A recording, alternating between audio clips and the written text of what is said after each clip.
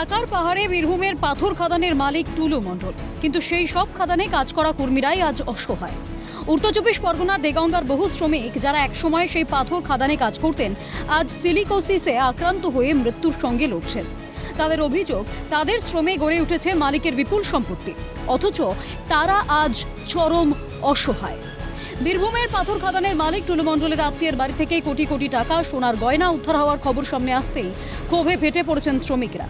একসময় জীবিকার তাগিদে তারা বীরভূমের বিভিন্ন পাথর খাদানে কাজ করতে গিয়েছিলেন। সেই কাজ করতে গিয়েই দীর্ঘদিন পাথরের ধুলো ফুসফুসে জমে বাসা বাঁধে মারণ রোগ সিলিকোসিসের। ইতিমধ্যেই একাধিক শ্রমিকের মৃত্যু হয়েছে। আক্রান্তের সংখ্যা 20-র বেশি বলে দাবি স্থানীয়দের।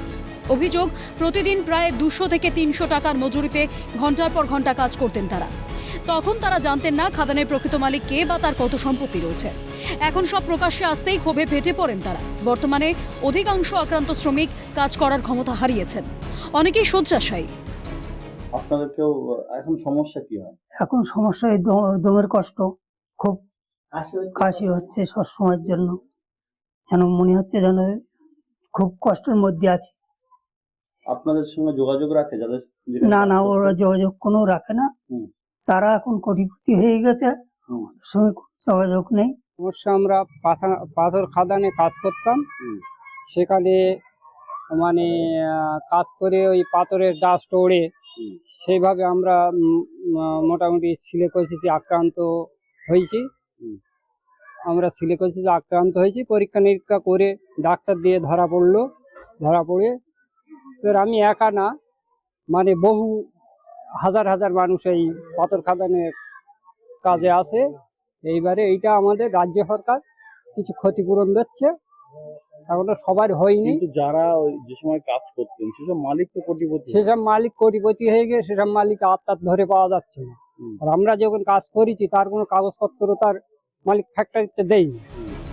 সিলিকোসিসে আক্রান্ত শ্রমিকদের দাবি, তাদের যথাযথ চিকিৎসা আর্থিক সহায়তার ব্যবস্থা করুক রাজ্য সরকার।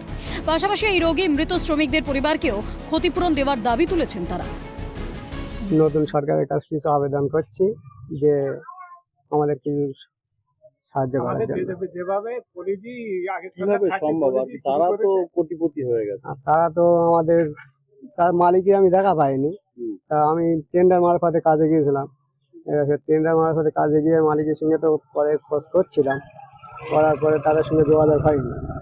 এখন তারা তো আমাদের কাছে খাটিয়ে তারা তো অনেক কোটিপতি হয়ে গিয়েছে, আর আমাদের তাদের সঙ্গে আর কোনো যোগাযোগই হচ্ছে না। খাদানের মালিক তারা কিন্তু কোটি কোটি টাকার মালিক হয়ে গেছে, কিন্তু যে সমস্ত শ্রমিক যাদের রক্ত ঘাম ঝরিয়ে তারা কিন্তু সেই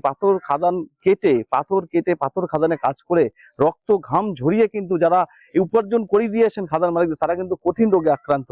তাদের কোনো চিকিৎসা ব্যবস্থা সেইভাবে কিন্তু হয় না, তারা কিন্তু কোনো কাজ করতে পারেন না। ভারী কাজ করতে গেলে তারা কিন্তু হাঁপিয়ে পড়েন, কোনো কাজই করতে পারেন না।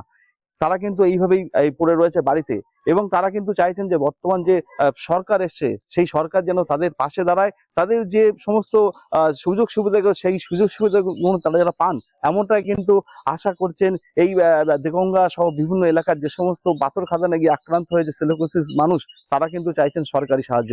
দেগঙ্গা থেকে পঙ্কজ বিশ্বাস, ক্যালকাটা নিউজ।